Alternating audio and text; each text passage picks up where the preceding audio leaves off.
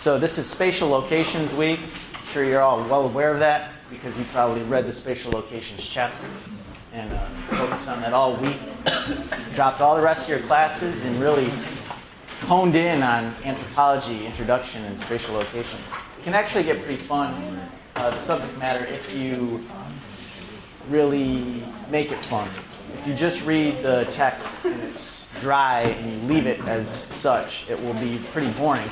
It's kind of like a steak or scrambled eggs. If you don't throw on hot sauce, they're just really bland, so you got to throw on the hot sauce. And the hot sauce comes from your own head and your own interests. So this lecture is just scrambled eggs. No hot sauce. You have to add the hot sauce. Spatial locations. Like I said, I'll have you out actually shorter than this says. So we'll get our coffees by 10 till there are 12 slides. And I went over this again today in preparation. And there's some good stuff in here, at least for me, the nerdy professor. The source I got from was Lowe and Lawrence Zuniga. It's a book that's on Google Books. So always at the beginning of the courses, I explain how I found my sources, which is vital. Because for this class, there's going to be, from this point forward, you can't cite any websites, newspaper articles, no Time magazine, no dictionary, can't cite the Bible, etc. You just have to cite books or academic journal articles. So I just want to keep paying attention to how I get my sources. A Google book is a real book. It just happens to be electronified. You can get this book out of the library. But how did I find it? I went to Google Books. I searched for this very generic search phrase, spatial locations anthropology. But it wasn't just the first one that came up. I looked through a couple of them. Maybe it is the first hit, but I did look through a couple of them to make sure this is the one I wanted. And I also did a little back checking on the authors. So Denise Lawrence Zuniga is faculty at, I believe this is Cal State Pomona. I don't know if it's in Colorado. I don't know what CSU is, but Pomona. And I read up a little bit on her, off the internet. Trained as a sociocultural anthropologist. So as I've said the past couple of classes, anytime I hear sociocultural anthropologist, that's my favorite of the four pillars of anthropology, which are social, cultural, archaeology, linguistics, and physical biological. But that's my favorite. So when I found out that that's what she did, I said, this book's probably cool. So I checked it out and created 10 more slides from this book. Embodied spaces. So we're talking about spatial locations. Outer space, that's how you can probably remember that, because outer space is actually a place. In spatial locations, it just means a space. And so what's the most smallest space that you take up as a physical, biological, that's one of our four pillars in anthropology, human being? What's the smallest space that you take up as a physical human being on planet Earth? It's right there, I think. What's the smallest space, physical location that you take up? What's that? Body. Your body, exactly. So, when we think of space and location, often we think of cities or countries or continents or buildings, or over there or that field or that place.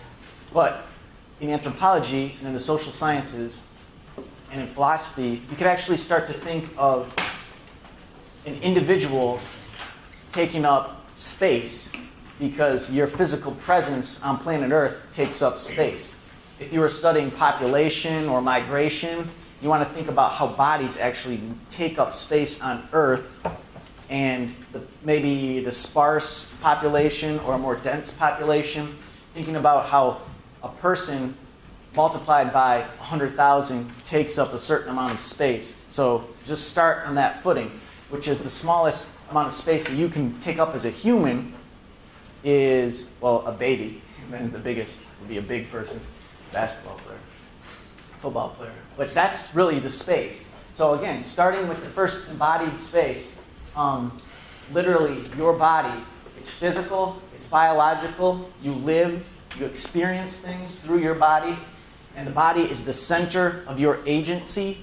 Agency means your action or your interaction with other institutions or individuals. So whether you're tweeting somebody in Asia or you're pushing a button that launches a bomb on a country that kills 50 people, the start of all of that stuff comes from what's inside your skin, in your body space. That's the center of agency concept.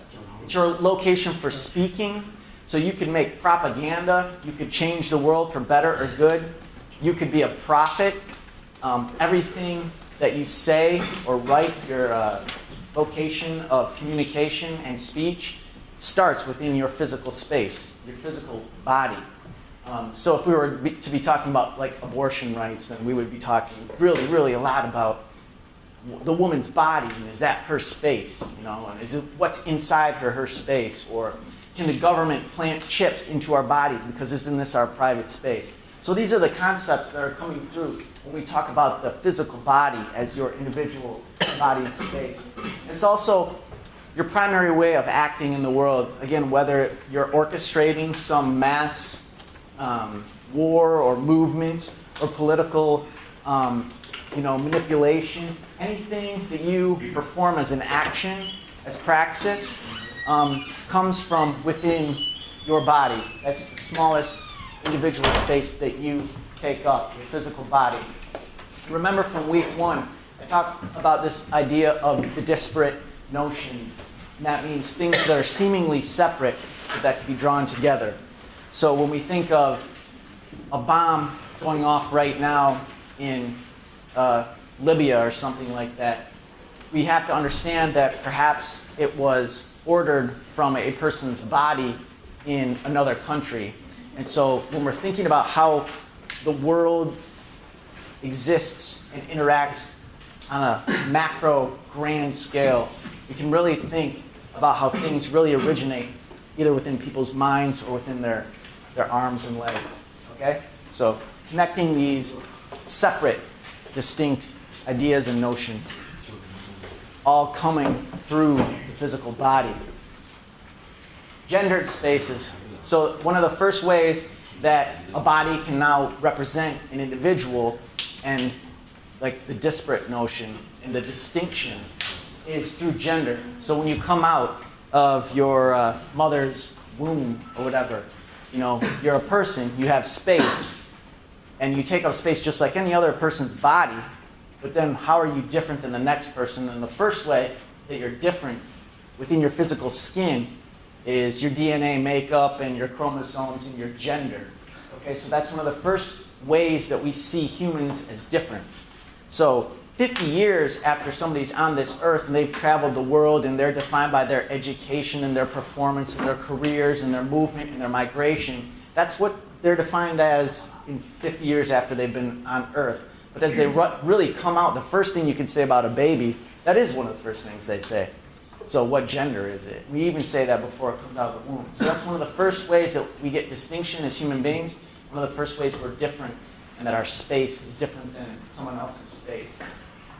The body is a house. So there's a men's house and a woman's house. If your body is housing your internal organs or it houses your actions, it houses your ideas, we come out different as men and women. This is one of the first ways that we can distinguish between individuals is by gender. A men's house and a woman's house, that meaning the body. So the house is a way of distinguishing this split. And then as it continues, we can get, this is going from the biological to the social, cultural. There may be different ways that the gendered body performs. So a man, historically, and I'm not trying to get you started on political things, but we'll just think like in the 50s, okay? So like the man worked because they were strong, or the man plays sports and lifts weights because they're strong. And then the woman who is smaller is going to be domesticated within the house. And I'm only talking about America in the 50s. I'm not trying to start any political riots, but this is one of the ways that individual physical bodies can be different. And I think if we examined all the men and women across the world, we would probably find some differences in physicality. And again, that's the first way that we find differences.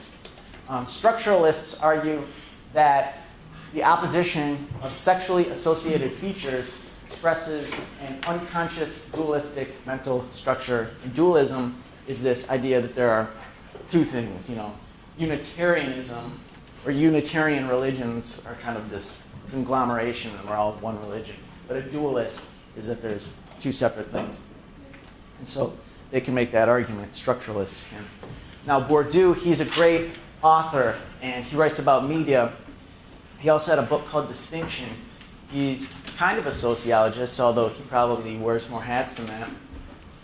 He's a cool guy. I think you would really like the book Distinction if you're really into sociology and anthropology. So Bourdieu or Bordeaux, he was cool and he examined how action, as we've defined as practice or praxis, in our vocab words, action interacts in interdependent ways which reinforces cultural knowledge and behavior. Okay, so action reinforces knowledge and behavior. So if you were a dualist, you could, or structuralist, you could say there's praxis, action, there's habitus, place, maybe, and then you can also split between knowledge and then behavior. So it's action and thought. Space can have no meaning apart from practice. So he's combining these two and saying that space or your body cannot be separate from what you do. So he's combining these things, saying your actions and your body are together. So your body that does it, what happens, you can't separate those things. Other people might say that you can separate those things. Like, you can think that you want to eat a whole chocolate cake, but then you go and you don't eat the whole chocolate cake. So maybe you can really separate your thoughts and your desires from your actions. Bourdieu is saying that there's no separation. Although his book is called Distinction, so it goes really into detail. Probably argues a different way too, I'm sure. There's habitus, which is movement through space. So there are vocab terms again, praxis and habitus. This is movement through space, in other words, where you inhabit, and then praxis, that's your action and your practice. Praxis, habitus, these are your vocab words. So do you think they're distinct, they're intertwined, or both? It's something to ponder on, a rhetorical question. Next section of this book that I was reading and reviewing was Inscribed Spaces. Who is presenting on spatial locations for this class? Who has great presentations? Are you guys doing anything on inscribed spaces? No? Good, so this is different than your presentations, and that's great. We all have different perspectives. The fundamental relationship between humans and the environment they occupy. So you were talking to me about gas use. So here we have inscribed space, which is the relationship between humans and the environment that they occupy. The environment can be defined as natural resources, if that's how you define environment, or pollution. So when you're looking at gas use, you want to look at how we use fossil fuels from the earth, and also what then that action, that praxis does to the environment, might destroy it. So maybe it makes it better. Who knows? So anthropologists not only document narratives of those whom they work with, but increasingly consider their own positions within that work. So that's meaning that the actual researcher has a relationship between the individuals that they're studying and observing, and they also have an effect on the environment within which they research. So remember that we talked a little bit about field work in week 2, and we'll talk more about that as we move into methods later in the semester. The next section of this book that I read was Contested Spaces. This is going to play out with war a lot. So we have social conflicts. Think about war for a second and think about why we have war. Sometimes we have it over oil or natural resources. Sometimes we may just have tiffs. We may just not like each other. So these types of conflicts, if you believe in conflict theory, this is from Intro to Sociology, we'll have conflict that are based on social tiffs or conflicts. It's self-explanatory. So that then transpires as a contested space. So we have nations that fight other nations, thinking about how the spaces are having contests of war against one another. Geographic locations like countries or nations where conflicts form or take form of oppositions, confrontations, subversion, resistance, and then the actors, the individuals whose social positions are then defined by differential control of resources and access to power. So our power as a first world nation is a result of our actions of war. That's a big, we go colonize a country, or we take somebody's oil, and then that increases our power. But it also decreases our citizenry because we have a massive loss of life with the wars and the soldiers that we lose through those wars. So we gain control of resources like oil, we lose resources like human beings, we gain access to power in certain ways, and we lose access to power in other ways. But it's a contest over space that we're having between nations. So war is the epitome of contested space. And I've just described war over oil, but there are other types of wars, and you want to think, if we're talking about conflict theory, which is one of the major theories in sociology, there are conflicts, we have wars among nations over oil. But what are some other conflicts that we can have that are not based purely on military, forceful war? Go ahead. Religion. Oh yeah, holy wars, yeah, which often lead to physical violence. And that's a great thing to say because I have this whole, think of the drug war, but the drug war, which is not fighting, the drug war itself is government kind of against drug dealers. It's not drug dealer on drug dealer, although it could be analyzed a different way. But it does often lead to violence. So you're talking a war over religion, it's, okay, my God's better than your God, and then all of a sudden we're shooting each other, flying planes into buildings because of it. It's the same thing about the drug war. It's like we're not talking about the government trying to forcefully take over your field of marijuana so that we can sell it and profit off of it, the government, like we do with oil. It'd be kind of a funny world if they did that. If the drug war was to go take over weed fields so that we could sell it and make money like we do with the oil field. But it's not. It's a war of control. So the government wants to control, like the drugs or the marijuana. They want to control people's use. So this war, this contest, is a contest of a different type of space. So the drug war is not the government trying to take over a field of marijuana. The government's trying to control a different kind of space. What space are they trying to control in the drug war? Our free will, and what space is really defines our free will? That we've already talked about. Our body. Our body, that's right. So we have wars on oil. We're going to go over and steal everybody's oil. And then we have the government trying to control marijuana through this war on drugs so that they control our free will, and more specifically, what we do with our bodies. Because drugs, in a sense, when you get down to the real nitty-gritty of it, drug use is what? Contained within our body, right? It can be occurring in a social environment, a social situation. Maybe we go to a concert, and 35,000 of us smoke marijuana, but when we're smoking it, it's within your own body, even if you share the experience. So the government is trying to control drug use of ourselves. Now, everything I say is not truth on the surface. You could more easily say that the drug war is really a control of the business of drugs and the selling, and maybe they should tax it and control it that way like they do alcohol and liquor, or it's a way of criminalizing behavior that a certain group likes to perform so that we can incarcerate that group, which results in high incarceration rates for certain groups like certain races. And you can get real deep into that stuff. But for this 35-minute slideshow, I want you to think about the difference between an oil war, which is going and grabbing a resource, versus a drug war, which is controlling the space within our bodies. Okay, so you can think about, is this still true? Does a drug war still have these elements in it? Opposition, confrontation, subversion, resistance, or control of resource. and access to power. Transnational spaces, going macro, away from the micro, which is our bodies, going macro, and we have these transnational spaces, which can be produced by capitalism, focus on people on the move, and then they've listed three, or they've expanded the definition of transnational. Talked about these types of formations. Global spaces, so these would be four good vocabulary words to know.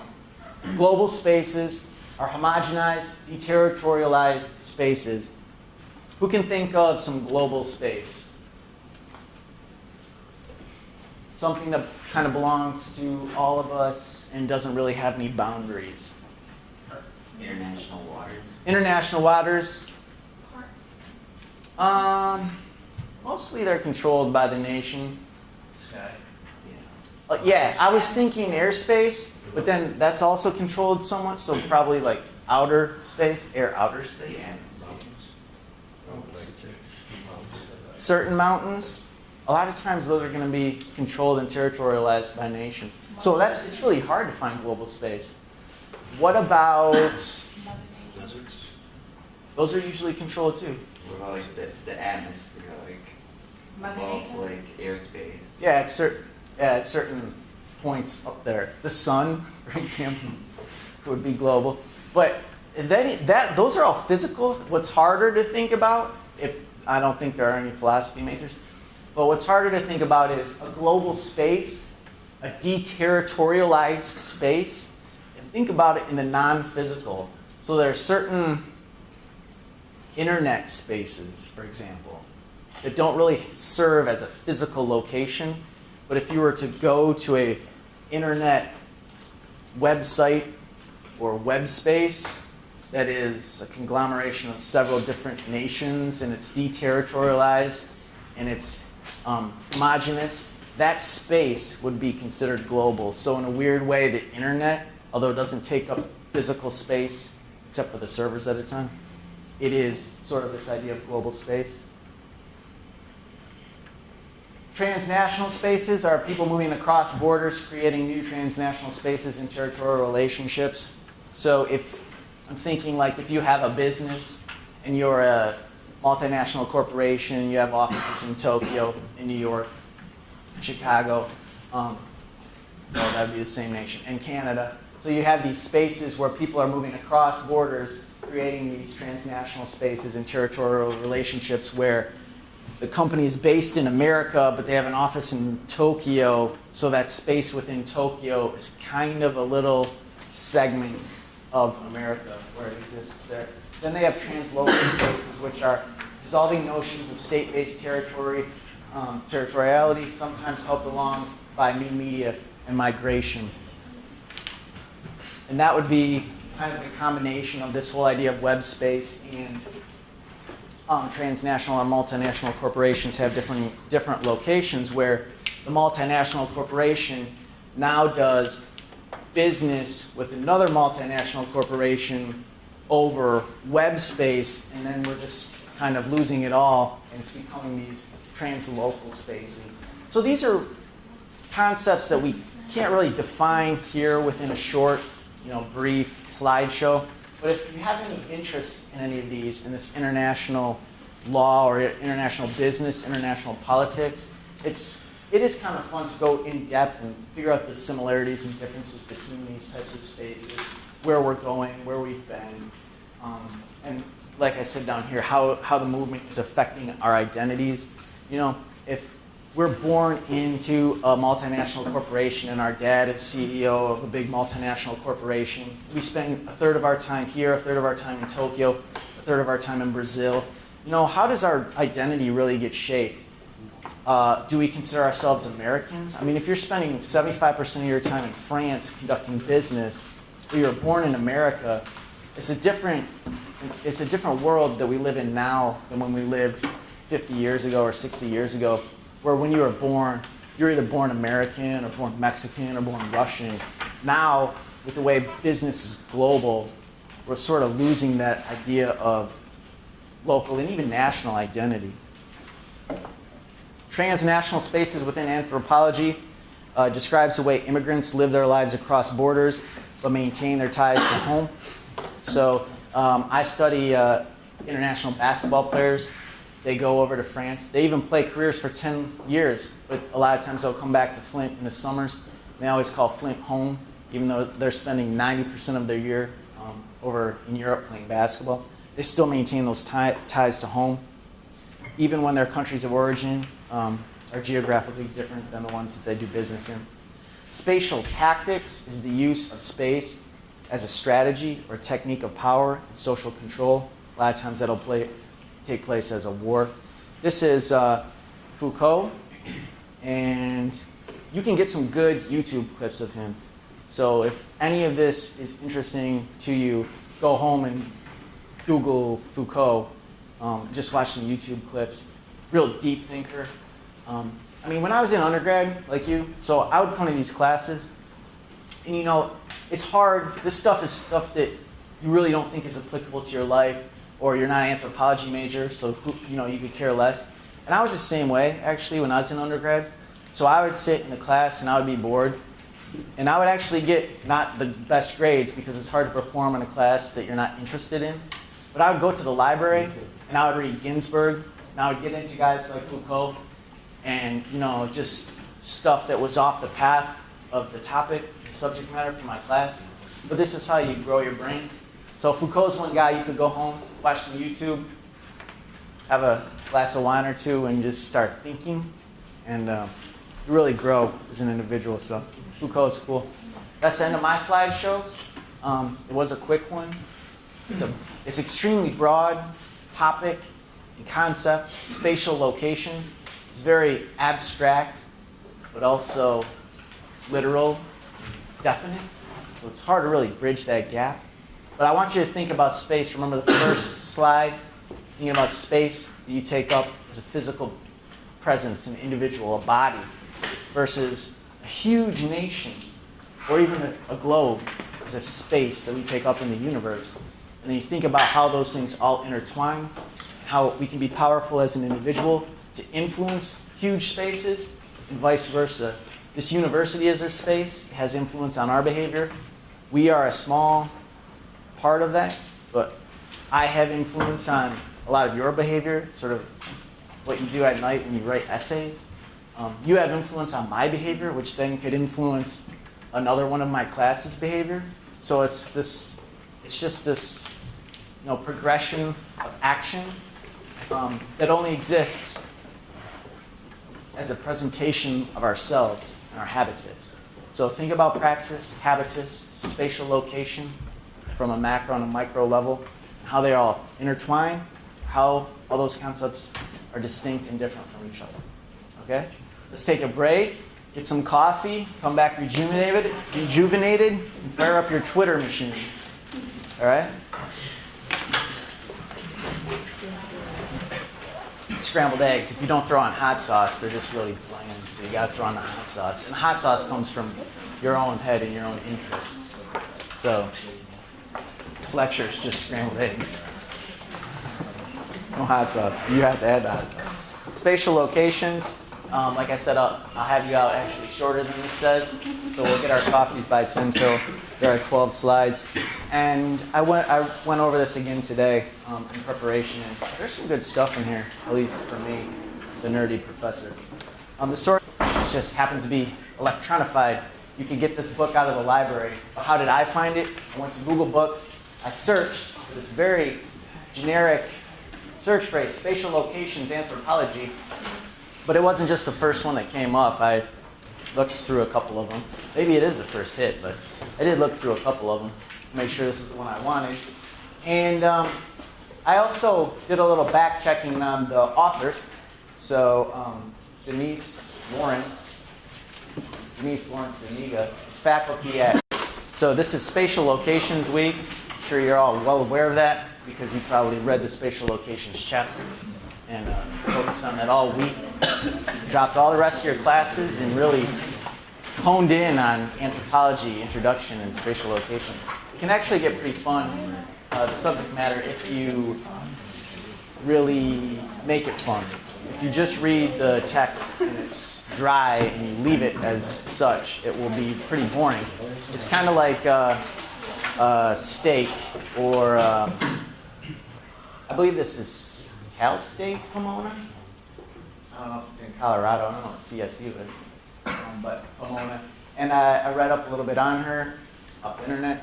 Trained as a sociocultural anthropologist, so as I've said the past couple of classes, anytime I hear sociocultural anthropologist, that's my favorite of the four pillars of anthropology, which are social, cultural, archaeology, linguistics, and physical biological.